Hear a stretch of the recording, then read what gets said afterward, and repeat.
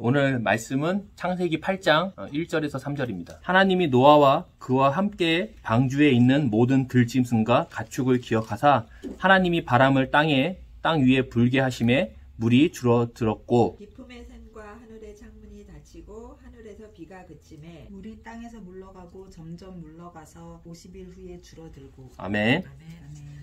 그 사람들이요 하나님과 관계없이 살 수 있나요? 사실 우리는 없는데 관계없이 살 수 있어요. 많이 살잖아요. 사실 사람들이 하나님 없이도 잘 사는 사람들이 많아요.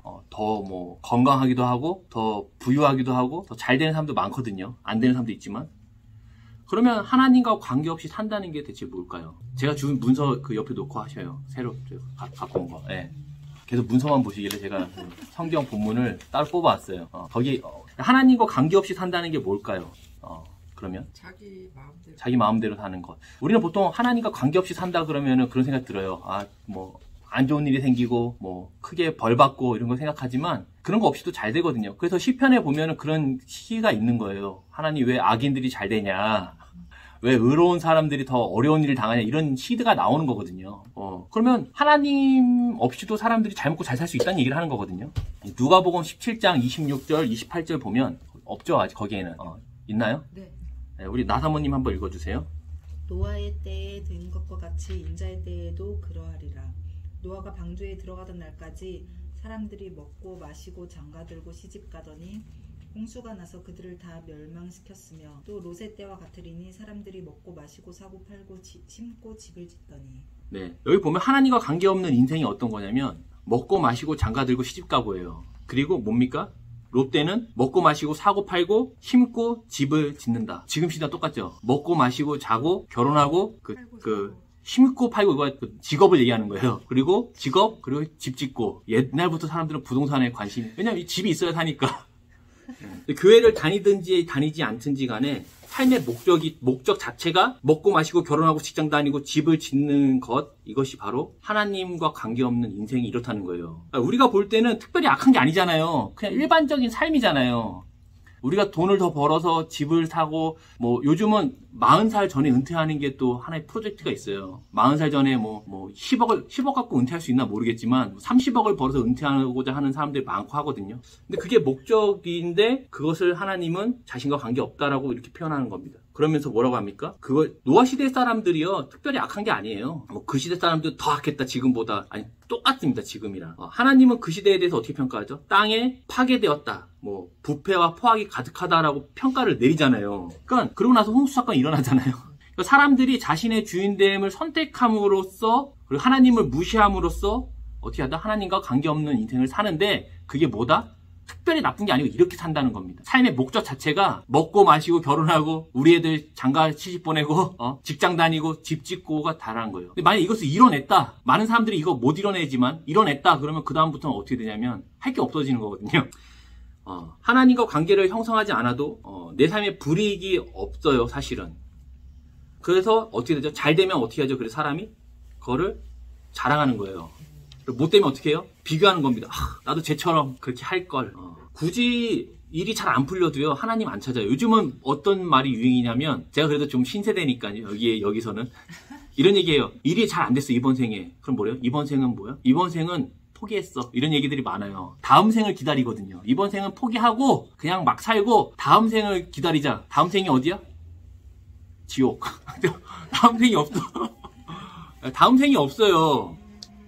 굳이 하나님을 찾지 않아요. 하나님과 관계없고, 만약 그래서 삶에 실패하면 그냥 이번 생은 잘못됐다, 다음 생에 잘하자 하고 끝내버리거든요. 그리고 하나님보다는 뭘 하죠?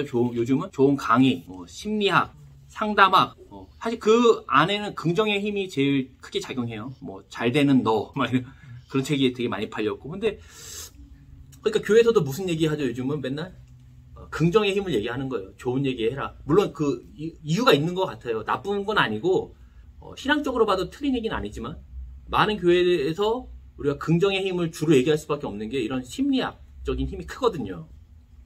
그래서 물론 저는 그분 얘기는 공감해요. 옛날에 제가 신학교 다닐 때 어떤 목사님이, 전도사님이 이제 앞에 와서 그러더라고요. 자기는 아침에 거울 보면서 5번씩 외친대요. 너는 할 수 있어! 저는 그게 신앙적으로 물론 좋은 의도로 생각하지만, 밖에서도 그렇게 하거든요. 심리학이나 자기 내면 수양할 때도 다 그렇게 해요. 거울 보고 너 할 수 있어. 오늘 돈 들어온다. 오늘 계약 된다. 이 얘기 하고 시작을 해요. 진짜 그렇게 해요. 그런데 하나님 없이도 그렇게 한다는 겁니다.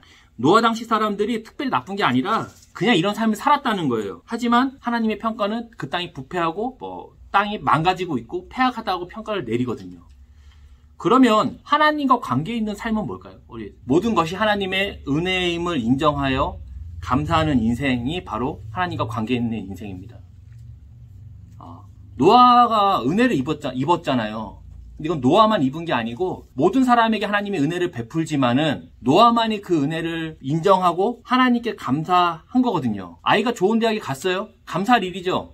근데 아이가 좋은 대학에 못 갔어요? 뭔가요? 심판받았나요? 그렇죠. 이게 선뜻 나오기 어려워요. 하지만 모든 환경 가운데서 이것이 은혜구나라고 인식하고 거기서 감사하고 이런 삶이 바로 은혜를 입은 자의 삶, 하나님과 관계 있는 자의 삶이라는 겁니다. 우리가 믿음으로 산다는 거를 너무 좀 좁게 생각하는 것 같아요.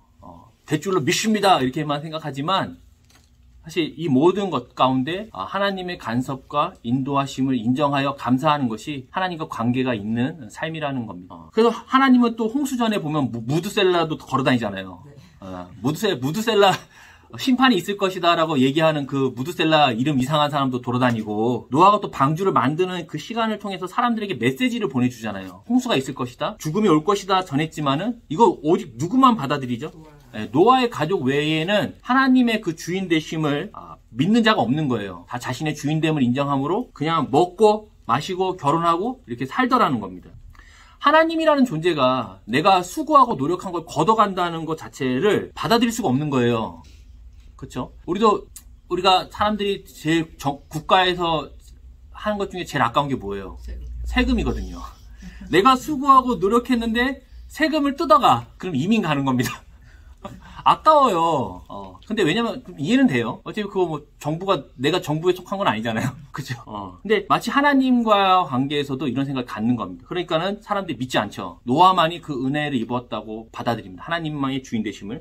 그리고 출애굽기 5장 1절 2절 거기 써있죠. 우리 지사님 한번 읽어주시겠습니까? 그 후에 모세와 아론이 바로에게 가서 이르되 이스라엘의 하나님 여호와께서 이렇게 말씀하시기를 내 백성을 보내라. 그러면 그들이 광야에서 내 앞에 절기를 지킬 것이니라 하셨나이다. 바로가 이르되 여호와가 누구이시기에 내가 그의 목소리를 듣고 이스라엘을 보내겠느냐. 나는 여호와를 알지 못하니 이스라엘을 보내지 아니하리라. 그죠? 지금 모세와 아론이 이 파라오 앞에 가서 하나님의 메시지를 대신 전하는 거예요. 이게 중요합니다. 대신 전하는 거예요. 그 내용이 뭐냐면 내 백성을 보내라는 거예요. 그 백성이 누구 거예요? 하나님 거라는 거예요. 근데 파라오 입장에서 생각해 보면 노예잖아요. 어떻게 보면 나라의 그 기본적인 노동력이거든요. 얘네들이 없어지면 어떻게 돼? 나라가 일할 사람이 없어지는 거예요. 그러니까 파라오가 뭐라 그래요? 야, 여호와가 누구야? 그렇죠. 내가 여호와를 알지 못하는데, 그러니까 얘네가 이 이스라엘 노예들이 누구 거야? 지금 내 건데 감히 누가 와서 내 거를 가져가려 그러냐라고 얘기하는 거예요.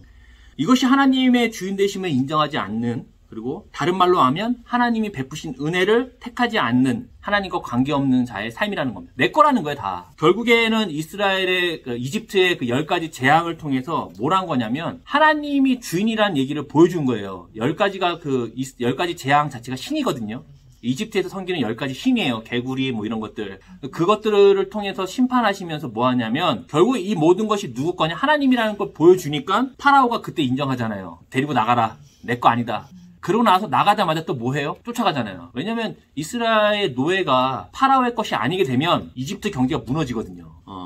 이렇게 노아의 가족도 그래요. 노아의 가족은 방주에 들어가잖아요. 그 은혜를 입은 거예요. 하나님의 은혜를 그들이 받아들이고 모든 게 은혜니까 감사하고 또 그걸 택하여 방주에 들어갔죠. 밖에 있던 사람들은 비가 내릴 때고 비가 타서 방주가 떠올랐을 때 어떻게 했다 그랬죠? 회개하고 돌아가는 게 아니라 욕을 엄청 했겠죠. 그죠? 하나님이 하나님 있는지 없는지 그들은 몰라, 인정하지 않았을 수 있지만, 네가 뭔데 너만 배에 들어가냐. 막 엄청 욕했을 거예요. 이런 추측이 가능한 건 뭐냐면, 지금 우리가 인터넷 댓글만 봐도 알 수 있는 거예요. 뭘 줘도 다 틀렸어. 그래, 그렇게 그들이 원하는 대로 해줘도 틀렸어. 그렇게 사실 우리가 그럼 뭐가 돼야 되냐면, 우리가 이 땅에서 어떤 존재가 돼야 되냐면, 방주를 만드는 노아와 같은 메시지가 돼줘야 되는 거예요. 우리는 방주가 되는 거 아니에요. 우리가 돼야 되는 건 뭐냐면, 방주를 만드는 노아와 같은 메시지가 돼야 됩니다. 방주가 완성되면 뭐가 있다? 심판이 있다. 그 전에 방주를 만드는 노아처럼 시대와는 다른 메시지, 다른 가치와 목적과 의미와 태도와 표정으로서 메시지가 돼줘야 되는 거예요. 그렇죠? 그래서 예수님 재림 때에 심판이 있다는 걸 보여주는 어떤 메시지입니다. 이거는 말로 얘기하는 게 아니에요. 야, 심판이 있다. 그러니까 너네 빨리 와. 이렇게 말로 하는 것뿐 아니라 메시지가 돼주는 거예요. 노아가 방주를 방주가 만들어지면서 사람들이 보면서 어떤 걸 생각을 하거든요. 모두셀라처럼. 그 메시지가 돼줘야 되는 게 사실 우리가 여기서 남아있는 사명이라는 겁니다. 그래서 하나님과 관계없이 사는 사람들이 지금 만약 돌아오지 않는다면 홍수 이후 또 심판 이유가 그들에게 없다는 거예요. 지금 사실 돌아와야 된다는 거고 우리가 그런 메시지가 돼줘야 된다는 얘기를 지금까지 우리가 한 거예요. 요약하자면 이해되셨죠? 네, 우리 문서 보면 네모난 칸 보이죠? 25페이지 밑에 네모난 칸 밑에 하나님은 정확하게 날짜를 계산하고 계셨으며 자신의 계획을 충실하게 이행하셨다. 방주 생활 전체를 주관하셨다. 여호와께서 그를 들여보내고 문을 닫으시니라. 7장 16절은 노아는 방주 안에서 온전한 순종으로 일관한다. 홍수에서 살아남은 자들은 하나님께서 명령하신 대로 다 준행한 사람들이었다. 이렇게 얘기를 하죠. 그럼 방주 안에 들어간 건 대체 뭘까요? 그렇죠? 네, 방주 안에 있던 건 뭐예요? 네, 방주에 뭐가 지금 들어가 있는 거예요? 노아 가족이랑 짐승들이 들어있는 거죠. 그럼 그것들은 대체 뭐죠? 하나님의 그런 말씀을 순종한 하나님 말씀 순종한 자들을 왜 넣어놨을까라고 우리 생각을 해봐야 되거든요. 7장 18절 한번 성경 보시겠어요? 7장 18절 보면 뭘 써있어요? 물이 더 많아져 땅에 넘침에 방주가 물 위에 떠다녔으며. 그렇죠. 온 세상을 뭐가 덮었죠? 물이 덮었어요. 이거 마치 어디서 본 것 같죠? 창세기 1장 2절에 보면은 이렇게 나와요. 흑암이 깊음 위에 있고 하나님의 영이 어디 위에 있다? 수면 위에 운행한다는 얘기가 나와요. 그러니까 물이 덮었고 그 위에 하나님의 영이 운행하시거든요. 홍수로 인해서 다시 이 땅에 뭐가 생긴 거냐면 혼돈이 생긴 겁니다. 그러니까 샬롬이 없는 거예요. 자리를 잃어버린 거거든요. 혼돈이라는 것 자체가 자리를 잊어버리면 혼돈이에요. 내가 여기 앉아야 되는데 자리가 없어졌어. 그럼 혼란스러운 겁니다. 근데 이 창세기 1장 2절의 이 혼돈 가운데에 이 혼돈의 물 위에 하나님의 영이 움직이는 거예요. 이건 뭐냐면 이 창조의 희망을 보여주는 거거든요. 이게 혼돈이 있고 수면이 끝이 아니라 이 하나님의 영이 뭘 하실 거다라는 희망이 생기는 것처럼 오늘 보면 이 홍수 사건 위에 이 물 위에 뭐가 떠 있어요? 방주가 떠 있는 거예요. 그러면 여기서 우리가 뭘 보는 거죠? 뭔가 희망을 보는 겁니다. 하나님이 이 창조 세계에 뭔가를 남겨두셨다라고 말이죠. 뭘 남겼냐? 3절 보세요. 우리 3절 보면 7장 3절 보시면 뭐라 써 있습니까? 공중의 새도 내려와 씨를 온전히 그렇죠. 뭘 온전히 남기죠? 그 씨를 남기는 거예요. 방주는요, 사실 새로운 씨앗을 담아놓은 씨앗 상자입니다. 그렇죠.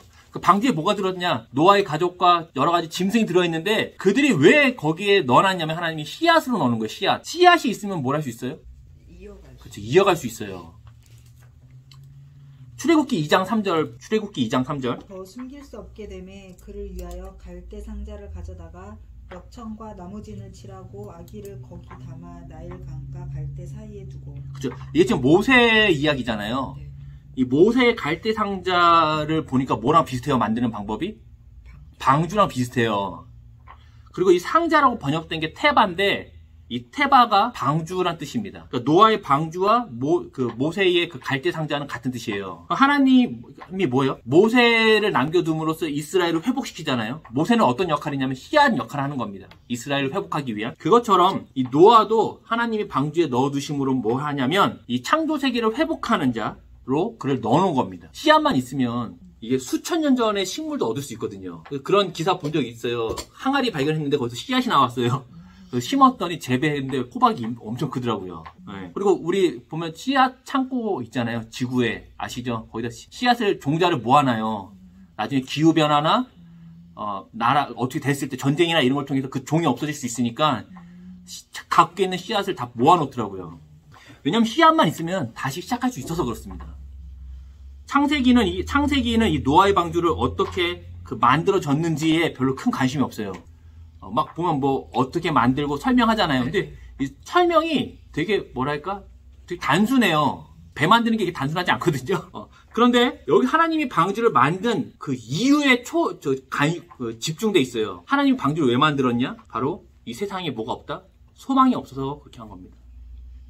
하나님이 주인이잖아요. 자신이 만든 창조 세계가 망가졌어요. 희망이 없어요. 그래서 어떻게 하냐면 희망이 없으니까 이 방주에다가 희망의 씨앗을 넣어서 홍수를 일으키는 내용입니다. 그럼 누가 씨앗이죠? 누가 희망이 되죠, 이 땅에? 내가 씨앗이거든. 노아가 어떤 인물이죠? 노아요? 은혜를 입은 자, 완전한 자, 하나님과 동행한 자잖아요. 그게 뭐죠? 하나님의 주인됨을 부르는 자. 에노스 때 보면 뭐예요? 주인 하나님의 이름을 부르도록 설득했다고 얘기했잖아요, 제가. 이건 앞에서부터 쭉 이어왔던 내용들을 다시 반복하는 거예요. 하나님의 주인됨을 부르는 자, 하나님의 은혜를 어떻게 죠? 선택한 자, 하나님과 언약을 맺은 자, 그 언약에 신실한 자, 그가 바로 의인이고 완전한 자고 하나님과 동행한 자인데 바로 그가 이 땅의 씨앗이라는 겁니다. 7장 1절 보세요. 7장 1절에 뭐가 돼 있어요? 노아에게 뭐라고 얘기합니까? 7장 1절. 너와 내 온 집은 방주로 들어가라. 이 세대에서 내가 내 앞에 의로움을 내가 보았음이니라. 그렇죠. 내가 내 앞에서 의로움을 봤다는 거예요. 의로운 사람이라는 겁니다. 의롭다는 건 뭐냐면 뭐라 했죠? 서로 계약을 맺은 거를 행하는 자가 의로운 자가 되거든요. 그러니까 이 방주는 뭐냐면 씨앗 상자예요. 그 씨앗의 역할은 뭐다? 희망입니다. 하나님이 창조 세계를 다시 올바르게 샬롬으로 인도하실 거라 희망이고 그 씨앗이 누구다? 노아라는 거예요. 그래서 너가 어떻게 되나? 씨앗이 되어라 라고 합니다. 그러면 노아, 그 씨앗은 어떤 인생을 살았을까요? 주인 되심을 드러내는 감사하면서 은혜 이 은혜 입은 자로. 그렇죠. 그게 어떻게 사는 거죠? 은혜 입은 자로 산다는 게? 지난주에 목사님이 말씀하셨듯이 모든 일에 감사하고. 그렇죠. 감사하고. 그렇죠. 그런 삶이 있는 거예요. 근데 요한복음 12장 24절 우리 제가 드린 문서에 써 있죠. 네. 한 알의 밀이 땅에 떨어져 죽지 않으면 한 알 그대로 있지만 그것이 죽으면 많은 열매를 맺는다. 그렇죠. 이게 예수님이 지금 자기 얘기를 하는 거예요. 예수님이 씨앗이에요. 예수님도 씨앗이세요. 예수님이 씨앗인데 그 예수님이 열매를 맺기 위해 어떻게 된다고요? 죽어야 된다는 얘기하는 겁니다. 예수님이 죽으심으로 많은 열매를 맺는 내용인데 예수님을 믿음으로 인해서 유대인과 이방인을 가리지 않는 하나님 백성이 열매로 맺힌다는 내용을 여기 하는 거예요. 왜냐면 이 당시에 유대인들은 자기들만 하나님 백성이라고 생각했는데 그렇지 않다는 얘기를 하는 겁니다. 우리가 볼 때는 아무렇지 않지만 이게 사실 그 유대인들 입장에서는 말이 안 되는 거거든요. 이런 얘기하니까 예수님이 메시아가 아니다라고 생각을 하는 거예요. 계속 유대인과 이방인을 얘기하니까. 우리가 예수님을 믿음으로 어떻게 되죠? 열매가 되고 우리가 다시 어떻게 되죠? 씨가 돼서 땅에 떨어져 죽으라는 겁니다. 그 씨앗의 죽음을 통해서만 하나님이 주신 땅에 뭐가 생겨요? 생명의 열매가 맺힌다는 얘기를 하는 겁니다. 그래서 사실 우리가 있는 그리스도교, 예수를 그리스도로 믿는 그리스도교는, 살고자 하는 종교는 아니에요. 모든 종교는 살아야 되거든요. 너 왜, 부처님 왜 믿어? 복 받기 위해서. 나중에 좀 더 괜찮은 걸로 태어나기 위해서. 너, 그거 왜 믿어? 잘 되기 위해서거든요. 내가 사는 게 주 목적인데, 그리스도교는 죽음에서 부활하는 종교예요. 사실 죽음이 동반되어 있는 종교가 바로 우리 그리스도교입니다. 그리스도교는 이상한 게 아니에요. 그리스도교가 중국에 가서 기독교가 된 거예요. 같은 말이에요. 그러니까 씨가 땅에 떨어졌는데 죽지 않으면 어떻게 되냐면 씨가 죽어야 거기서 싹이 나요. 안 죽으면 어떻게 되냐면 썩어요, 그냥. 그렇죠? 그래서 씨앗의 삶은요, 죽어주는 삶이에요. 이렇게 표현할 수 있어요. 노아가 씨앗이잖아요. 노아가 어떻게 살았을까? 자기를 매일 죽이면서 사는 겁니다. 이렇게 죽어줄 수 있는 이유는 뭐냐면 처음부터 자기 게 아니니까. 하나님의 소유를 인정하면서 나오는 거예요. 그러니까 우리 하나님의 주인됨을 인정한다는 말에 뭐가 있냐면 이게 내 게 아니기 때문에 죽어줄 수 있는 겁니다. 노아 시대나 지금이나 아까 얘기했듯이 그저 먹고 마시고 결혼하고 직장 다니고 집을 짓는 게 삶의 목적이잖아요. 근데 하나님과의 그 관계를 부정하면요, 절대 죽어줄 수 없어요. 절대 못 줍니다. 그 죽을 때 결국 우리가 만약에 죽을 때 그래서 무슨 얘기예요, 항상. 내가 죽으면 이거 어떻게 해요? 자식 새끼 줘야지. 이런 얘기 하는 거예요. 내 거니까. 자식은 누구 거? 내 거. 자식은 내 거 아니거든, 사실은요. 자녀도요, 자기가 부모님 거라고 생각 안 해요. 네, 근데 부모님은 자기가 이거 내 거야. 그러니까 내가 죽으면 내 거 자식 새끼 줘야지. 자식은 그렇게 생각 안 합니다. 네, 자긴 자기죠. 그러니까 어떻게 해요? 오히려 죽어주지 않기 위해서 뭘 하냐면 힘을 길러요. 그리고 가인처럼 뭐래요? 성을 쌓아요.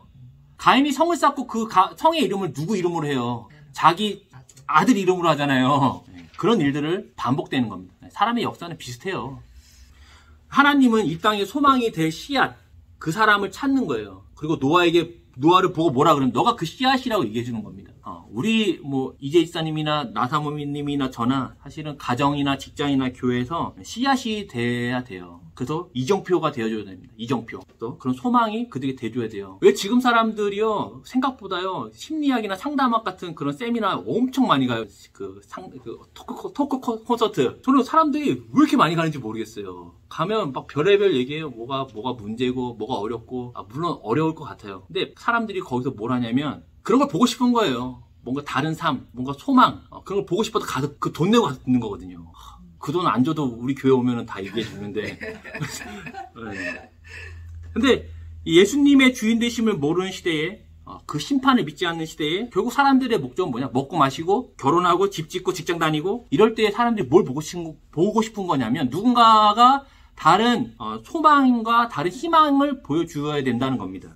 우리가 씨앗이 돼서 이 땅에서 그런 소망을 보여줄 수 있으면 좋겠어요. 하나님의 주인 되심을 인정한다는 게 다 이런 게 포함되어 있는 거거든요. 그러면 씨앗이 되어 죽어줌으로 나타나는 열매가 대체 뭘까요? 씨앗이 돼서 죽었어요. 그래서 거기 열매가 맺혔어요. 이 죽음으로 인해서 열매가 개인에게도 맺히고 외부에도 맺히거든요. 그때 그 열매가 대체 뭐냐는 거죠. 저는 우리 이제 갈라디아서 2장 22, 23절 나사모님. 오직 성령의 열매는 사랑과 희락과 화평과 오래 참음과 자비와 양선과 충성과 온유와 절제니 이 같은 것을 금지할 게 없느니라. 그렇죠. 이 열매라는 거는 우리 성령의 열매 맨날 외우잖아요. 우리 제자 훈련할 때나 하면 막 사이와 이런 식으로 외워요. 그래서 막 은사 테스트 한단 말이에요. 나는 뭐가 더 많은가? 나는 사랑이 더 많다. 나는 섬김이 많다. 이런 거 은사 테스트 하거든요. 근데 그게 더 이해는 돼요. 하지만 이건 다 이 열매는 같이 맺히는 거거든요. 사랑이 더 크고 절제가 적고 이런 게 아니고 사랑은 이 전체를 융합적으로 갖고 있는 복합적인 얘기를 하는 건데 이 열매는 어떻게 맺혔냐면 아까 얘기했지만 씨앗이 죽어서 맺히는 거예요. 결국에 그러면 성령의 열매는 누가 가장 많이 맺느냐? 가장 많이 죽는 사람이 이 열매를 맺는다는 겁니다. 죽어야 한다는 건 이게 형제를 위해 진짜 죽어라 이런 내용은 너무 부담스럽잖아요. 난 사실 그럴 만한 사람도 아니고. 근데 우리의 이런 소소한 일상에서 매일의 죽음과 이 부활을 경험하거든요. 그렇게 해서 매일 죽고 매일 부활하면은 끝에 가서는 진짜 형제를 위해서 죽기도 한다는 겁니다. 이해되셨죠? 네. 우리 고린도전서 15장 31절 보세요. 바울도 이런 얘기 해요. 형제들아 내가 그리스도 예수 우리 주 안에서 가진 바 너희에 대한 나의 자랑을 두고 단언하노니 나는 날마다 죽노라. 그렇죠.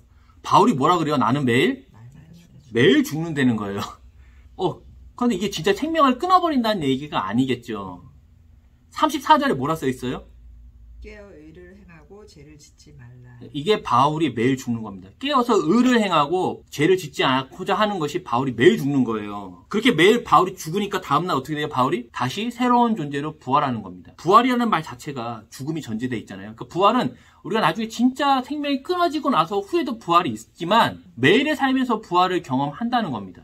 만약 우리가 가는 어떤 모임이나 관계나 어떤 사건 안에서 화평이 있어요. 아까 얘기한 것처럼 화평이 있고 서로 사랑함이 있고 샬롬이 있으면 그거는 왜 그러냐면 그 안에서 누군가가 많이 죽어줘서 그래요. 아니면 많이 죽어서 열매를 많이 맺힌 사람이 들어왔기 때문일 수도 있고요. 근데 어떤 분은 모임만 가면 맨날 당파가 갈리고 맨날 싸워. 그런 사람 있어요. 실제로 우리 직장에도 있잖아요. 근데 그 사람들은 항상 뭐라 그래요? 저번 직장에서 그래서 연락 왔더만 여기도 그러네? 이렇게 얘기하는 거예요. 저번에도 그러더만 여기도 그래. 막 아꼈나봐, 아주 그냥. 나이가 29인데, 9수. 그래서 그 9수나 이런 얘기 하잖아요. 저는 그런 얘기 왜 하는지 몰랐는데, 그냥 변명이죠. 인생이 안 풀리는 거에 대한 변명을 그런 데서 찾는 거거든요. 그 사람 누가 가장 문제죠, 그러면? 네, 내가 가는 곳마다 그런 문제가 있으면 그 사람이 문제입니다. 근데 이런 사람들이 그걸 몰라요. 모르니까 어떻게 하죠? 맨날 남 탓하는 거예요. 쟤 때문에 그렇다. 교회가 문제다. 그래서 맨날 상담하러 가고 그럼 상담하는 사람이 뭐라 그래요? 나는 보니까 알겠는데. 내가 이 땅에 남겨진 그 그리스도의 씨앗이라면 어떻게 하냐? 우리의 사명은 뭐냐면 매일 죽어주는 겁니다. 내게 아니니까. 그렇게 매일 새로운 부활을 경험하여 내 안에서 열매가 열리고 어떻게 그것이 흘러가는 겁니다. 내가 하나님의 주인 되심을 인정하여 열매가 맺히고 내가 죽으면 부활하고 그것이 다른 이에게도 연결되는 거예요. 그러면 이 소망의 씨앗으로 많이 죽고 많은 열매를 맺는 사람은 어떻게 알아볼 수 있을까요? 뭐가 다를까요? 나사모님, 뭐가 다른 것 같아요? 이 갈라디아서 2장 그 22절, 23절은 성품의 변화거든요. 그러니까 예수를 믿고 많이 죽고 열매를 맺으면 어떻게 되냐면 사람이 성품이 변화, 성향이 변하는 겁니다. 그리고 그 변화의 표정은 어디에 나타난다? 표정이 나타나요. 표정. 얼굴이 바뀌어요. 원래 그 말이나 표정은 그 사람의 마음에 있는 거를 드러내는 거거든요. 마음에 맨날 분노와 원망과 불평과 자기 자랑과 뭐 나의 주인됨만이 가득한 사람들은 말도 그렇게 듣다 보면 자기 자랑이야. 듣다 보면 자기 인정해달라는 내용이고 이런 거거든요. 우리 가끔 그런 얘기 하더라고요. 마음에 평안이 없는 사람들 어떻게 하냐면 그걸 막 얘기하는 겁니다. 자기가 지금 볼품 없으니까 인정해달라고. 내가 옛날에 뭐 기부도 했고 뭐 헌금도 했고 봉사도 했고. 그러니까 사람들이요, 어떤 사람을 보고 교회를 가고 싶겠어요. 우리가 사실 이 땅에 씨앗으로 사람들에게 희망의 메시지가 되는데 어떤 얼굴을 보고 사람들이 교회 가고 싶겠냐는 거예요. 맨날 할렐루야, 불신 지옥, 예수 천국, 지옥의 땔감 같은 이렇게 하면 교회 가겠냐고. 안 가죠. 나 같아도 안 간다. 뭐 나보고 지옥의 땔감이라 그러니까 누가 가겠어요. 유대인들은 이렇게 하거든요. 왜냐하면 자기네만 구원을 받았으니까, 민족적인 구원이니까 팔레스타인 같은 데는 지옥의 땔감이에요. 실제로 그 로켓에다가 메시지를 써서, 그런 영상 있어요. 애들이 로켓에다가 메시지를 써요. 뭐 죽어라 막 이런 거, 지옥의 땔감 막 이런 거 쓰거든요. 진짜 유튜브만 봐도 나옵니다. 근데 그렇게 한다고 사람들이 회개하는 게 아니죠. 얼굴에 여유와 감사와 평안이 있는 사람을 보고 사람들이 물어보겠죠. 그래서 저는 그 상담학 많이 요즘 본다고 했잖아요. 근데 그거 보면 상담학 하시는 분이 정신적인 문제가 있어요. 본인이 그 얘기 해요. 왜냐면 본인이 그렇게 그런 사람이 아닌데 사람들 앞에서 그런 사람인 것처럼 보여주다 보니까 정신적인 그 문제를 본인이 갖는 거예요. 우울증이라든지. 그러면서 또 그것도 하나의 또 컨텐츠가 돼요. 우울증을 극복한 거 얘기하고 막, 저번 주에 얘기했지만 노아가 가족들이 같이 배를 만들잖아요. 분위기가 어땠을까요? 서로 격려하고. 네, 전 좋았을 거라고 봐요. 하나님의 주인 되심을 인정하면서 노아는 자녀들에게 또 자녀의 아내에게 뭘 했을까요? 자신의 주인됨을 주장하지 않았겠죠. 야 빨리 해! 야 그딴 식으로 만들면 하나님이 기뻐하겠어! 이렇게 안 했다는 거예요. 그렇죠? 그러니까 가정의 불화도 다 똑같아요. 회사도 다 똑같아요. 결국에는 거기서 자신의 주인됨을 주장하는 곳에서 시작하거든요. 한국 사람들이 자신의 주인됨을 주장하는 방법이 뭘까요? 한국 사람들 특히 이민 사회도 비슷해요. 한국 사람이니까. 나이, 그리고 계급, 권위주의거든요. 사실 갑질이라는 것 자체가 권위주의인데 한국이 그게 좀 세요. 유교 사회라 그런지. 그래서 우리 막 하다가 애들도 그래요. 한국에서 큰 애들은 놀이터에서 미끄럼틀 타는 걸로 부딪히면 뭐라 그래요? 나 몇 살이야? 애들도 그래요.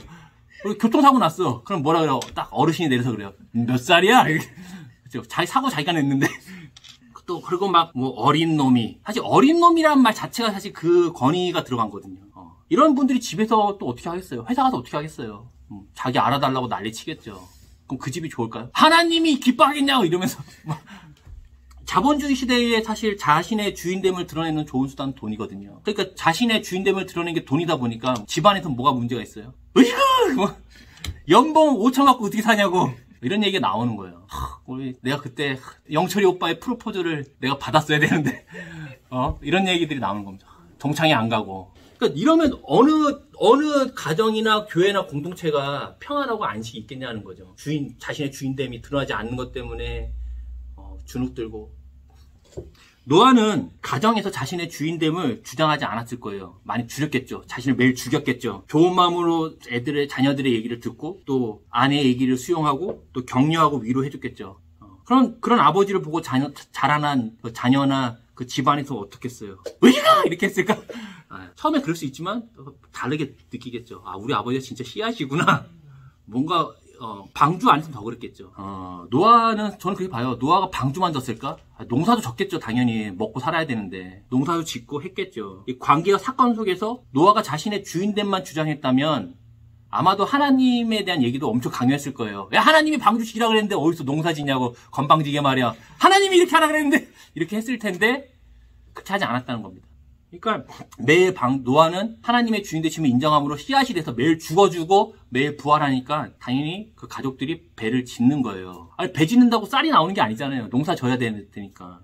우리가 전도할 때도 말은 해야죠. 말은 해야 되지만 그 전에 사람들로 하여금 이 사람은 표정이 좀 다르다. 뭔가 좀 다르다라는 그 평가를 받아야 되는 게 정상입니다. 나의 주인됨을 포기하고 하나님의 주인됨을 인정하고자 하는 나의 죽음의 반복, 그 안에서 부활이 반복됨으로 이런 표정이나 태도나 여유가 나타나는 거거든요. 하나님이 주시는 매일의 사건과 관계에서 나의 주인됨을 위해서 짜증내고 다투고 정치하고 분당질을 하는 거는 그 씨는 반드시 열매가 없습니다. 왜냐하면 죽지 않았으니까. 그럼 그 씨앗이 땅에서 뭐예요? 그냥 썩어서 없어지는 거예요. 냄새가 나죠. 죽음의 냄새가 나는 거죠. 그래서 하나님의 주인 되심으로 내 것을 주장하지 않는 삶에 뭐가 있냐면 성령의 열매가 있어요. 왜냐하면 씨앗이니까. 그리고 우리의 마음과 말투에는 뭐가 나오냐? 그 열매의 흔적들이 나타나는 겁니다. 그리고 그 열매의 나타남을 통해 주변 사람들 보고서 회개하는 거예요. 뭔가 좀 다르다. 나도 좀 다르게 해보고 싶다. 라고 말이죠. 그래서 난 그렇게 못한다고 낙심하지 않아도 됩니다. 네. 그래서 그런 마음이 들었으면 사실 괜찮은 거예요. 진짜입니다. 그런 마음이 들었으면 괜찮은 거예요. 그래서 그 이후에 그런 시간들을 또 가지면 되는 거니까 괜찮습니다. 문서 26페이지 보면 두 번째 줄, 노아가 방주에 나와 맨 처음 한 것. 노아가 방주에서 나와 맨 처음 한 것은 하나님 앞에 제단을 쌓는 일이었다. 8장 20절. 하나님을 이를 기쁘게 받으신다. 하나님께서 다시 인간과 교제를 재개하시겠다는 약속의 표현이다. 네, 아멘. 네. 8장 3절 한번 보시겠어요? 8장 3절에 보면은 뭐가 나오죠? 물이 땅에서 물러가고 점점 물러가서 150일 후에. 그래서 보면은 두 번에 걸쳐 나오는 단어가 뭐냐면 물러가다예요. 이 물러가다는 거를 이게 한 번만 써도 되는데 두 번 썼잖아요. 좀 특이한 겁니다. 이게 물러간다는 게 슈브인데 슈브가 뭐냐면 돌아간다는 거예요. 돌아가고 점점점 돌아가더라 이런 뜻이거든요. 그러니까 이게 선지자들이 성경에 보면 회개 촉구할 때 여호와께 돌아오라 할 때 이 슈브를 쓰는 거예요. 회개하라, 회복하라. 하나님이여 돌아옵소서 할 때 다 이 슈브를 쓰는데 이걸 여기다 쓴 거예요. 땅이 점점 물러가더라. 땅에서 물이 물러가더라. 회복되더라. 돌아가더라는 얘기를 하는 겁니다. 그래서 이 홍수는 어디서 시작돼? 돌아감으로 시작한다는 얘기를 하는 거예요. 그래서 하나님이 어떻게 마음을 돌이키심으로, 그리고 땅이 물에서 돌아감으로, 그리고 창조 이전의 상태로 돌아감으로 이 홍수 사건이 점점 마무리되는 겁니다. 8장 3절에 물이 땅에서 돌이키다 점점 돌이켜짐으로 홍수 이전 상태로 돌아가는 내용이거든요. 그래서 땅이 하나님의 창조하신 본래 모습으로 이제 돌아가는 내용들을 담고 있는 거예요. 이 창조 세계의 회복은 대체 뭘까요? 창조 세계의 회복. 하나님이 이것 때문에 홍수 일으켰잖아요. 회복이 뭐냐면 우리가 첫 시간에 얘기한 것처럼 샬롬이거든요. 하나님이 보시기에 좋았더라 하고 안식하더라. 샬롬이거든요.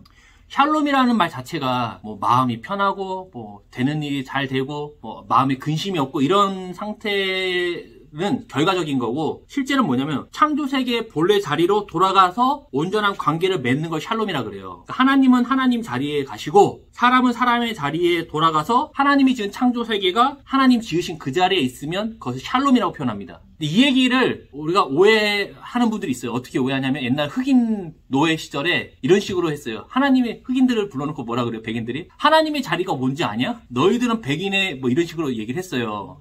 근데 이런 운명론 얘기하는 건 절대 아닙니다. 8장 20절 보면 노아가 방주에서 나와서 뭘 하죠?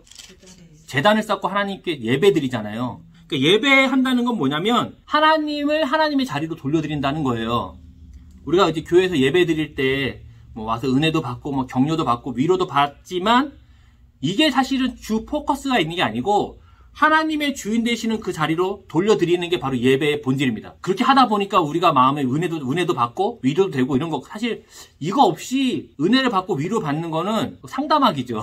교회에서 상담학하고 격려, 긍정의 힘을 들은 거거든요. 근데 예배 본질은 뭐냐면 하나님이 하나님 자리로 돌아가시는 거예요. 우리의 주인 되심으로. 그때 우리가 하나님으로부터 오는 은혜를 받고 하나님의 격려도 받는 거죠. 그래야 하나님이 하나님 자리로 가야 사람이 어디로 가요? 사람의 자리로 돌아가서 모든 창조 세계가 본래의 자리로 돌아가는 거거든요. 8장 21절에 보면 하나님 마음이 나오죠. 8장 21절 우리 여호와께서 그 향기를 받으시고 그 중심에 이르시되 내가 다시는 사람으로 말미암아 땅을 저주하지 아니하리니 이는 사람의 마음이 계획하는 바가 어려서부터 악함이라 내가 전에 행한 것 같이 이 모든 생물을 다시 멸하지 아니하리니.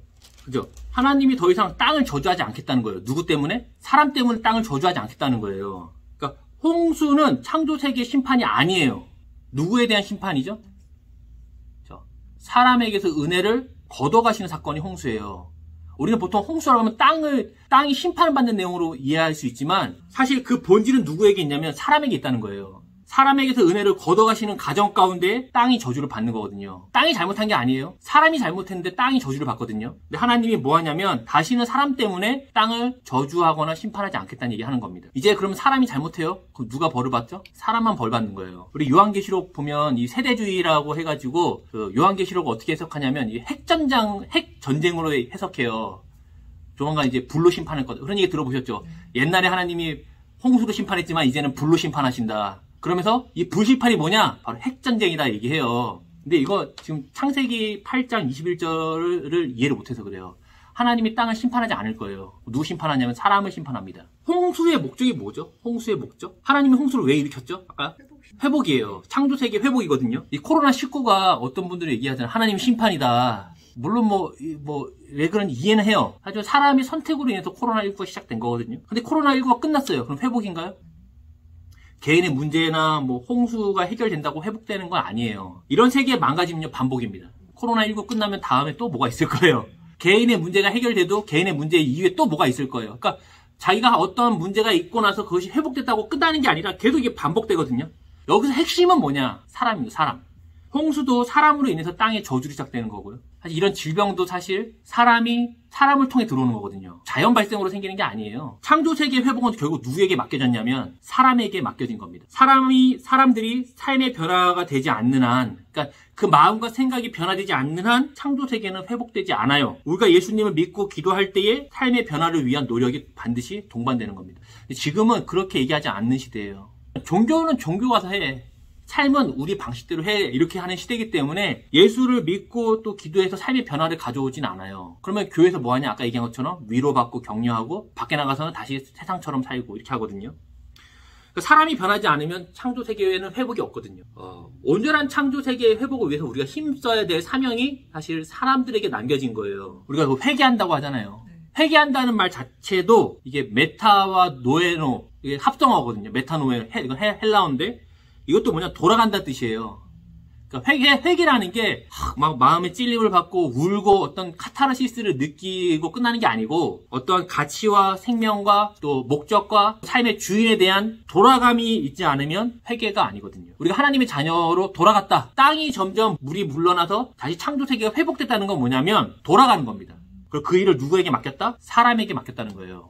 로마서 8장 19절을 피조물이 고대하는 바는 하나님의 아들들이 나타나는 것이니 네, 피조물들이 기다리는 거예요. 기대합니다. 뭘 기다리냐면 하나님의 아들들이 복수예요. 그러니까 하나님의 자녀들이 이 땅에 많이 나타나는 걸 기다리는 거예요. 왜냐하면 하나님과 사람과 사람과 자연의 관계의 중앙에서 이 전체를 매개체하는 역할이 누구냐면 하나님의 아들들을 통해서만 가능하거든요. 그러니까 하나님 앞에서 하나님의 주인 되심을 인정하는 예배가 있고요. 사람 앞에서 나의 주인됨을 주장하지 않는 사랑이 있고요. 또 자연 앞에서 그들을 다스려주는 존중함이 나를 통해서 이루어져서 회복이 되는 겁니다. 우리가 이게 오해하는 게 뭐냐면 계속 하나님의 주인 되심을 얘기하다 보니까 내 게 아니잖아요. 그러면 약간 방치하는 그런 생각을 한단 말이에요. 내 것도 아닌데 뭐. 근데 예를 들어 이런 주인 되심이 뭐냐면 관리자는 뭐냐면 그 집을 내가 돈을 주고 샀어요.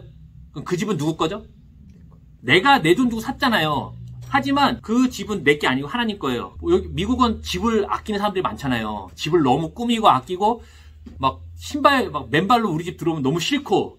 근데 그 집이 내 집이 아니라는 생각은 뭐냐면 내게 아니기 때문에 그런 사람들을 집을 막 디펜스하고 이렇게 하는 걸 이해해 주는 겁니다. 받아주고. 그리고 그렇다고 방치하는 게 아니고 관리를 잘해줘야죠. 그 집의 관리자가 되는 거예요. 그 집이 내 집을 내가 샀지만 내가 그 집의 주인이 아니라면 그 집의 관리자로서 그 집을 관리해주고 꾸며주고 깨끗이 쓰되 다른 이에게 와서 내 집이니까 더럽게 하지 마라 이런 얘기 안 하는 겁니다. 근데 이런 개념으로 우리가 이제 그 만물을 다스리는 겁니다. 자연이 누구 거예요? 사실 하나님 거거든요. 우리는 뭐 관리자예요. 아까 얘기했지만 하나님이 나의 주인 되심을 인정하는 예배, 그리고 사람 앞에서 나의 주인됨을 주장하지 않는 사랑, 그리고 자연 앞에서 그들을 잘 다스리는 존중함이 있는 거예요. 그래서 예수님이요 만물에게 명령하시잖아요. 할 때에 항상 그 안에 뭐가 있냐면 존중함이 들어있는 거예요. 주인이잖아요, 하나님이. 만물의 창조주이심에도 불구하고 하나님이 천지 창조할 때 제가 말씀드렸지만 뭐예요? 명령으로 하나요? 가정으로 하나요? 가정으로 얘기해요. 가정이네. 우리 성경은 명령이잖아요. 이게 그 가정법으로 돼 있어요. 야, 빛이 있어주지 않겠냐?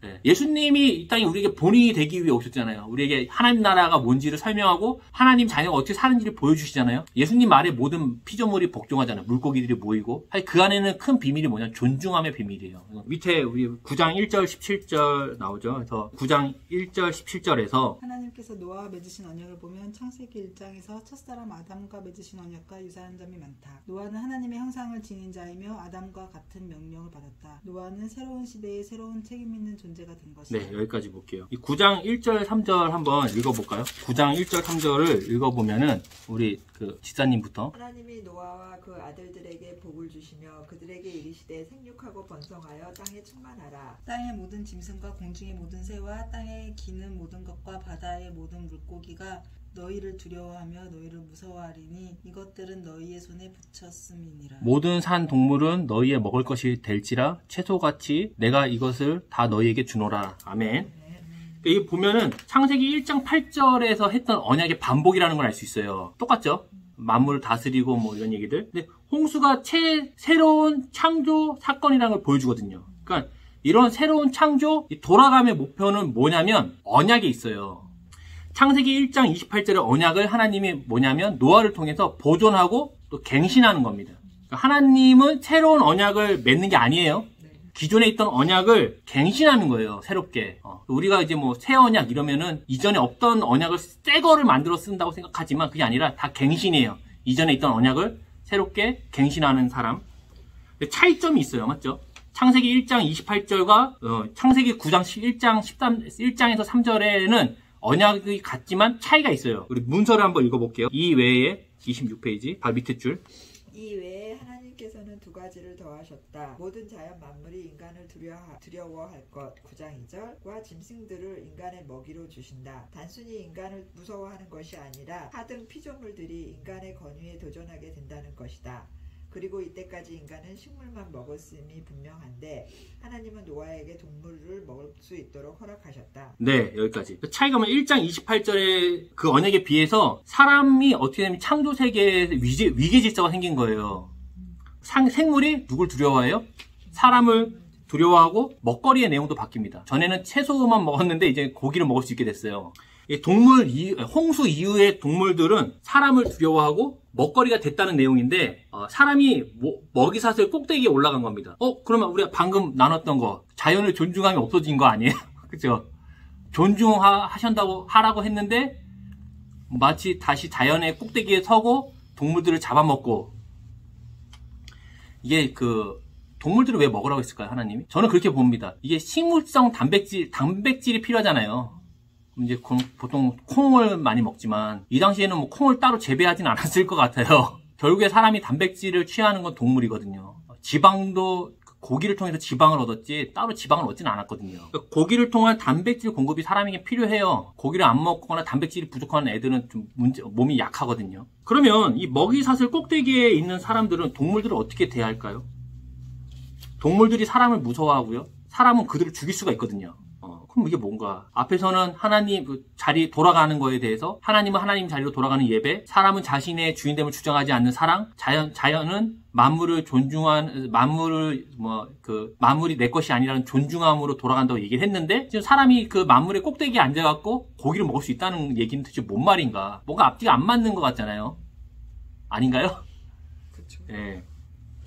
우리 문서를 또 읽어볼게요. 밑에 우리 인간은 생명을 유지하기 위해 하나님이 창조한 모든 동물을 먹어도 된다. 그러나 그 생명되는 피채 먹지 말라는 금령을 통해서 생명을 존중해야 하는 원칙을 말씀하셨다. 하나님은 생명 존중의 원칙 가운데 무고한 생명을 죽이면 다른 동물이나 인간으로부터 정확히 심판하실 것을 말씀하신다. 인간은 하나님의 형상으로 창조되었기에 잘못된 피를 흘리면 하나님은 다른 대리인을 통하여 심판하겠다는 것을 암시한다. 네, 여기까지. 이게 보면 좀 내용이 이상해요. 고기를 먹어도 된다. 동물들이 사람을 두려워할 거다라고 얘기해놓고 갑자기 피에는 생명이 있고 피채 먹지 말라 그러고 피에는 생명이 있고 나중에 누구도 심판하냐면 사람도 피 흘리건 막 이러면 심판을 받는다는 내용들이 나와요. 뒤에 가보면. 그러니까 지금 이거 그냥 막 넘어가면은 그냥 뭐 피에는 생명이 있다 정도만 하고 넘어가거든요. 고기를 피채 먹지 말라는 내용은 이게 레위기와 신명기에 가보면 율법화가 돼요. 그래서 이스라엘 사람들은 이 고기를 도축하는 것들은 누구에게만 그 권한을 주죠? 제사장만 동물을 도축할 수 있거든요. 도살할 때 먼저 피를 땅에 엄청 흘려보내, 피를 다 빼야 되니까 피를 흘려보내고 그 다음에 이제 그 고기를 각을 내거든요. 그러니까 유대인들도 이후에 보면은 피를 먹지 않아요. 또 유대인들 나중에 사도행전에 가보면은 이방인들과의 그런 이방인들이 예수 믿고 돌아왔을 때 문제가 뭐냐면 그들은 피채 먹었거든요. 그렇죠? 그래서 도축이라는 건 사실 엄청난 체력이 필요하고 아마 제가 볼 때 제사장들이 엄청 몸이 좋았을 거예요. 덩치가 크고. 왜냐면 도축이 힘드니까. 우리 조선시대에 도축은 누가 했어요? 양반이 했나요? 백정이 했거든요. 기술이 필요하니까. 제사장들은 아마 그 도축 기술이 뛰어난 사람들 아무나 할 수 있는 게 아니거든요. 그래서 성경에 보면 제사장들은 몸에 하자가 있으면 안 돼요. 뭐 이렇게 뭐 어디가 불편하거나 그러면 안 되는데 그게 무슨 뭐 장애인은 목사가 될 수 없다 이런 얘기 절대 아니에요. 너무 그렇게 얘기하는 사람도 있어요. 장애를 가지면 목사를 할 수 없다. 근데 말도 안 되는 거고 제사장이 목사도 아니고 왜냐면 제사장들이 뭐라면 도축을 해서 그래요. 네, 힘이 필요하니까. 레위기 11장 17장 11절 우리 나사모님 읽어주세요. 레위기 11장 17절 두 개를 참고하면서 봐야 돼요. 네. 제 생명은 피에 있음이라. 내가 이 피를 너희에게 주어 제단에 뿌려 너희의 생명을 위하여 속죄하게 하였나니 생명이 피에 있으므로 피가 죄를 속하느니라. 네, 이게 피에 뭐가 있다? 생명이 있다는 거예요. 이게 바로 이 9장에 있었던 내용을 율법화한 거거든요. 또 이거를 과학적이다는 얘기를 하는 건 아니에요. 이때는 뭐 그런 피 안에 DNA가 있는 줄 어떻게 알았어요? 몰랐지. 몰랐어요 그때는. 예, 저도 옛날에 교회 다닐 때 이거를 굉장히 과학적으로 막 설명을 해주는 거예요, 목사님이요. 여러분, 하나님이 이 말씀하신 게 맞다고, 피에는 DNA가 있고, 생명이 있고, 정보가 있다, 막 이런 얘기 하고, 막, 그날 바로 선지해장국 먹고 막 그랬거든요. 그래서 누구한테 또 물어봐요. 그럼 선지해장국 먹으면 안 되냐? 막 물어보는 분도 있어요. 들어보셨죠? 피 먹지 말라는데 선지는 피로 만든 거니까, 먹어도 됩니다. 네. 본문의 의미는 뭐냐면 생명에 대한 존중을 얘기하는 거예요. 왜냐면 도축은 제사장만 하거든요. 아무나 할 수 있는 게 아니었어요. 그리고 도축을 하고 피를 땅에 쏟아내거든요. 피가 얼마나 쏟아지겠어요. 그리고 바로 쏟아지는 게 아니고 시간이 걸린단 말이에요. 그거를 기다리는 거예요. 보고 있단 말이에요. 피가 쏟아지는 거를. 이것이 하나의 어떠한 거룩한 종교적인 형태로 지어졌다는 걸 알 수 있는 겁니다. 제사장이 동물 잡을 때 어떻게 잡았을까요? 복장을 다 갖춰요. 제사장 복장은 되게 불편하거든요. 동물 잡기에는 보통 동물 잡을 때는 어떻게 해야 돼요? 위통 까고 바지만 딱 입고 탁 해야 되거든요. 제사장이 도축하는 건 뭐냐면 복장을 갖춰요. 일단 힘들게 되게 얼마나 깝깝하겠어요. 그리고 동물이 피가 흐르기까지 또 기다려. 그러니까 이게 고기를 잡기 위한 것이 아니라는 거죠. 도축한다는 것 자체가. 그러니까 고대인들도 피에 생명이 있다고 생각했어요. 고대인들. 왜냐면 피가 흘리면 죽으니까. 고대인들이 볼 때는 피가 생명인가 보다. 피가 떨어지니까 죽네? 그러니까 그래서 어떻게 해요? 수혈할 때도 보면 그때는 아무 피나 막 주잖아요. 돼지 피도 주고 막 그래서 막 죽었거든요. 고대뿐 아니라 중세에도 그렇게 했어요. 모르니까 수혈할 때 돼지 피 연결해서 주고 막 혈액형 모르니까 아무 피나 섞어서 주다가 운 좋으면서 하는 거야. 예, 혈액형이 같거나 이러면 다행인데 제사를 지내고 그 고기를 먹기까지의 과정을 보면서 생명에 대해서 그들이 생각했을 겁니다. 빠르게 고기를 잡고 고기를 얻는 게 목적이 아니니까 피채 먹지 말라는 것 자체가 이해되셨죠? 그러니까 우리가 피채 먹지 말라는 얘기를 왜 하냐면 피는 생명이니까 먹으면 안 돼 이런 얘기 하는 게 아니에요. 생명의 존중에 대한 얘기를 포함하는 겁니다. 고기를 먹기는 먹어야 되는데 그렇죠. 피채 먹지 말라는 겁니다. 피채. 그래서 피를 흘리는 동안에 왜냐면 제사장이 고기를 잡으면서 그런 모든 과정을 통해서 하나의 종교 의식인 거예요. 그러면서 만물의 생명에 대한 존중함이 나오는 거죠. 또 5절에서는 동물의 생명과 사람의 생명을 함께 언급해요. 9장 5절 보세요. 내가 반드시 너희의 피, 곧 너희의 생명의 피를 찾으리니 짐승이면 그 짐승에게서 사람이나 사람의 형제면 그에게서 그의 생명을 찾으리라 그러거든요. 방금 동물 먹지 말라 그런 거에서 피채 먹지 말라는 얘기가 나오는데 갑자기 동물 얘기가 나오는 게 아니라 동물뿐 아니라 사람도 얘기하는 거예요.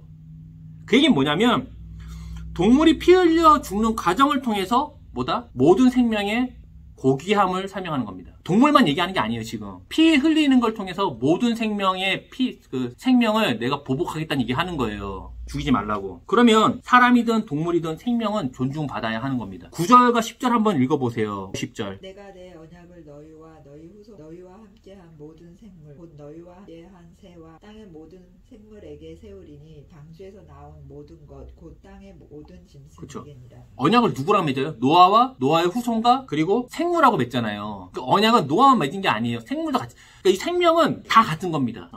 그 노아나 노아의 후손이나 그 동물들도 생명의 존귀함에 대한 설명을 하는 거예요. 근데 앞에서는 동물들이 사람을 두려워하고 사람에게 동물을 먹거리로 주신다고 했잖아요. 근데 왜 뒤에서는 생명의 존중함을 같이 얘기하실까? 아니면 먹지 말라고 하든가. 지금 우리 채식주의 하시는 분들은 그것 때문에 안 먹잖아요. 그리고 우리 불교분들도 고기 안 먹잖아요. 왜냐면 다시 이건 고기가 아니요.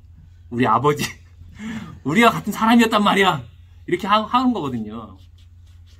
근데 왜냐면 본문은 사람에게 육식을 허용한 거죠. 그러니까 육식을 허용한 거예요. 고기를 막 단백질이 필요하니까. 그렇게 치면 우리 개들도 개한테도 채식하는 분들이 있더라고요. 근데 개들이 풀 뜯어먹는 소리 한다는데 개가 풀을 뜯어먹어요. 그런데 이게 개들도 고기를 먹어야 되거든요. 왜냐면 그렇게 태어났으니까. 사자가 풀 뜯어먹는 거 봤어요?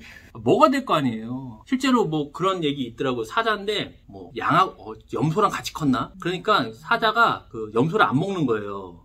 고기를 안 먹고 풀 뜯어먹었다고 그러더라고요. 채식을 죽었어요, 금방. 왜냐면 육식 동물인데 그 고기 못 먹으면 죽거든요. 그러니까 이게 단백질이 필요하잖아요. 그러니까 이게 사람에게 허용한 거예요. 허용한다는 건 뭐냐? 필요한 거니까 먹기는 먹되 그것을 함부로 대하지 말라는 겁니다. 생명이니까. 동물을 마음대로 해서 멸종을 시키거나 균형을 깰 수 있는 권리가 사람에게 있지 않다는 거예요. 사람이 먹이사슬 꼭대기에 있다는 건 뭐냐면 얘기했지만 관리자라는 얘기지. 야, 꼭대기에 있으니까 다 해. 근데 사람은 이 죄성 있잖아요. 자신의 주인됨이라는 큰 죄성의 성향을 갖고 있으니까 꼭대기에 앉았다 그러면 그걸 뭐로 생각하냐면 군림하는 걸 생각하거든요. 동물도 육식하잖아요. 뭐 아까 했던 개도 육식하고 뭐 사자, 호랑이도 다 먹잖아요. 제가 최근에 본 영상은 뭐냐면 한국에서 고라니가 죽었던데 그 개가 모여서 개가 그 고라니를 먹더라고, 시체를. 근데 그게 정상이거든요. 개가 고기를 먹어야지. 풀 뜯어 먹으면은 그 말이 안 되는데. 근데 중요한 건 이 사자나 호랑이가 힘이 있어요. 진짜 손도 엄청 크더라고요. 손도 막 이만하더라고요. 걔는 발이죠. 손은 사람의 표현이죠. 사자 손이 발이 이만하더라고요. 곰도 그렇고, 그걸로 한번 맞으면은 없어지겠더라고요. 머리 한번 맞으면 머리 없어지겠더라고요. 너무 크니까. 근데 그들은 무작위로 사냥하지 않아요. 동물들이. 맞죠? 예. 배고플 때만 사냥합니다. 우리 그 사진에 그런 거 있잖아요. 사자랑 얼룩말이랑 같이 물 먹는 사진. 거기서 이렇게 얘기하더라고요. 다큐 다 찍었대. 오늘 카메라 다 찍었으니까 오늘 이제 미리 농담으로 하는 거죠. 다큐 찍을 때만 막 서로 추적하다가 카메라 끄니까 바로 같이 물 마시고 이렇게. 근데 이 사자가 동물의 왕이라고 얘기하지만 사실은 굉장히 치열한 삶을 살아가요. 야생동물들도 힘들어요. 초원은 사실 왕이란 개념이 없거든요. 사자가 왕이면 자기 마음대로 해야 되잖아요. 야, 물 갖고 와. 야, 얼룩말 일로 와. 이렇게 해가지고 너 오늘 내 먹이가 되라. 이렇게 해야 되는데 사실 이런 왕이란 개념은 사람들이 해석한 거죠. 왜냐면 사자가 힘이 세니까 제가 왕이야 라고 했지만 실제로 초원에서 가장 힘센 동물은 누구죠? 코끼리. 그리고 기린. 기린도 힘이 있어요. 기린이 몸무게가 1톤이 넘거든요. 그리고 키가 엄청 크잖아요. 사자도요. 사자도 정말 극한의 상황에 가지 않는 이상 기린을 공격하지 않는다고 하더라고요. 왜냐면 기린은 잘못 공격했다가 본인이 죽을 수 있어서. 기린이 그 긴 발로 뒷발로 차는 거 코뿔소도 맞고 도망가더라고요. 그러니까 이게 사자가 마음대로 할 수 있는 게 아니에요. 코끼리는 건들지도 못해요. 원래 그 덩치 체급의 깡패라고 이길 수가 없어요. 네. 근데 심한 경우에는 얼룩말한테도 맞아 죽어요. 물소 뿔에 찔려갖고 막 그 사자가 뭐 내장 쏟아지고 이런 것도 있거든요. 그런데 이 육식동물을 그냥 태어났기 때문에 살기 위해서 먹는 거지. 막 걔네들 보니까 꼴보기 싫어. 야, 얼룩말 다 죽여. 이렇게 하는 게 아니라는 거죠. 건강한 창조 세계의 균형을 지금 이 먹이사슬을 통해 먹이의 또 구조를 통해서 유지를 하는 거지. 사자는 복을 받아서 육식동물이고 얼룩말은 저주받아 초식동물이야. 안 됐어. 우리도 사자처럼. 이거 사실 우리 개념입니다. 사람이 갖고 있는 힘의 원리. 자신의 주인됨을 위해 힘의 원리로 이 먹이사슬 꼭대기에 쓰다 보니까 동물들이 사람을 두려워하면 어떻게 해야 돼요? 존중하고 돌봐줘야 되는데 어떻게 해요? 얘 나 두려워하네? 함부로 대하죠. 실제로 동물들이 사람을 공격하는 이유는 무서워서 그래요. 자기 영역에 침범하니까 상어도 사람 공격 안 한다고 하더라고요. 근데 이제 그 자기 새끼가 있고 그 나아바리에 사람이 들어가면 이제 공격하는 거지. 근데 사람만은 달라요. 사람은 동물을 어떻게 죽이죠? 취미생활로도 죽여요. 취미로도 죽입니다. 멸종까지 시켜요. 멸종까지 시킨 동물도 엄청 많습니다. 본문은 먹거리로 동물을 주시지만 이것은 사람 마음대로 동물을 죽이라는 내용이 아니라 그리고 양육강식이 아니에요. 육식을 허용한 것 뿐이죠. 앞에서 얘기한 그 돌아옴, 회복하는 거죠. 하나님이 하나님 자리로 돌아와서 예배, 제단을 쌓아서 하나님이 경배하죠. 또 사람이 자신의 주인됨을 주장하지 않음으로 사랑하고, 또 동물은 사람이 모든 피조물을 관리하는 자로서 존중하는 것으로 돌아가는 겁니다. 그 내용으로 이게 들어온 거예요. 노아 시대에 사람들이 노아가 동물을 엄청 잡아갖고 컬렉션으로 걸어놓고 그렇게 안 했다는 겁니다. 필요한 만큼만 먹었겠죠. 하나님이 맺으신 이 언약은 사람에게 이 창조 세계를 다시 맡기시는 거예요. 걷어갔다가 다시 노아라는 씨앗, 그 희망에게 다시 맡기는 겁니다. 언약을 계대하는 거예요. 그래서 참 샬롬을 이뤄내라는 겁니다. 아까 얘기한 것처럼 하나님은 하나님 자리로, 사람은 사람의 자리로, 동물은 동물의 자리로. 이것이 양육강식의 원리가 아니에요. 사실 저는 불교의 윤회론이 저는 불교가 그런 똑똑한 사람들이 왜 좋아할 수밖에 없냐면 되게 합리적이에요. 불교 자체가. 착한 일 많이 하면 뭐죠? 복을 받고, 나쁜 놈은 벌 받고, 또 좋은 일 많이 하면 좋은 걸로 태어나는 거거든요. 물론 더 깊은 의미가 있을 거예요. 하지만 보편적으로 대충 훑어볼 땐 그래요. 근데 이거야말로 양육강식 아닌가요? 그렇죠? 내가 왜 지금 왜 이렇게 많은 덕을 쌓아요? 나중에 좀 더 힘 있는 자의 자손으로 태어나기 위해서. 왜 지금 나쁜 짓 하면 어떻게 돼, 나중에 그러다 곤충으로 태어나, 이러잖아요. 사자도 아니야, 곤충이야. 그쵸. 사자도 불쌍하잖아요. 사자로 태어나면 뭐해. 맨날, 사자도 굶어 죽어요. 11절과 15절을 보면 언약의 내용이 나와요. 11절과 15절. 성경책. 그래서 이 언약은 노아와 노아의 후손, 땅의 생물과 맺은 언약이에요. 노아만 맺은 게 아니고, 또 땅의 모든 생물을 멸하지 않겠다라는 내용이 담겨 있어요. 홍수 사건 때문에 사람 때문에 창조 세계를 심판하지 않겠다는 거예요. 하지만 사람은 심판을 받습니다. 계시록에 보면 사람이 심판을 받잖아요. 그렇죠? 하나님은 사랑이니까 심판이 없다. 이거 정말 그건 성경도 안 읽고 막 얘기하는 거예요. 하나님이 창조 세계는 심판하지 않지만 사람은 심판합니다. 사람 때문에 심판하지 않겠다는 거예요. 창조 세계를. 하나님은 만물의 주인이시죠. 주인이 자신의 소유를 우리가 청지기인데 청지기에 맡기고 뭐 하냐면 샬롬을 이루라는 거예요. 너 맡은 그 지위를 지키라는 겁니다. 예수님이 비유 든 거 보면 그 청지기 비유 많죠. 주인이 떠나기 전에 그의 종들에게 맡기고 가요.